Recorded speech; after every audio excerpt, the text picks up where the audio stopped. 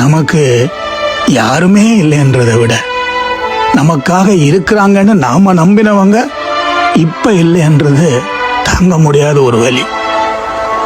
ஏமாற்றம் நமக்கு புதிதில்லை என்று சொல்றதுக்கு காரணம், பல முறை பட்டதுக்கு அப்புறமும் நாம அவங்க மேல அந்த நம்பிக்கையை போய் வச்சதுதான். ஒரு சின்ன விஷயத்த கூட நம்மால தாங்க முடியாம இருக்குது அப்படின்னா அவங்க மேல நாம அளவுக்கு அதிகமான பாசத்தை வச்சுட்டான்றதான் அதனுடைய அர்த்தம். வாழ்க்கையில கஷ்டம்னு ஒண்ணு வந்தா நாம எப்படியாவது மீண்டு வந்துடலாம். ஆனா வாழ்க்கையே கஷ்டமா மாறிட்டுன்னா அதுல இருந்து மீள்றது ரொம்ப ரொம்ப கஷ்டம். நம்முடைய நம்பிக்கையை சிதைச்சிட்டு அவங்க கடந்து போயிடுவாங்க. ஆனா நம்முடைய எதிர்பார்ப்பு எப்படியாவது நிறைவேறணும்னு நினைச்சு நாம காத்துட்டு இருக்கோம். நாம அதிகமா அன்பு வச்சா ஒண்ணு அவங்களால ஒதுக்கப்படுவோம், இல்லைன்னா அவங்களுடைய நடவடிக்கைகளை பார்த்து நாமளே ஒதுங்கி போயிடுவோம்.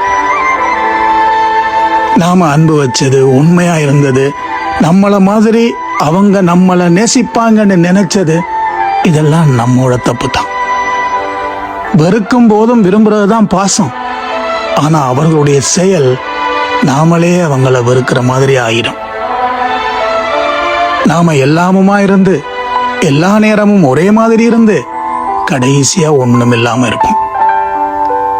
நமக்கு யாரு முக்கியம்னு நினைச்சோமோ ஒரு முக்கியமான நேரத்துல அவங்களுக்கு யாரு முக்கியம்னு நமக்கு உணர வச்சுட்டு அவங்க கடந்து போயிடுவாங்க.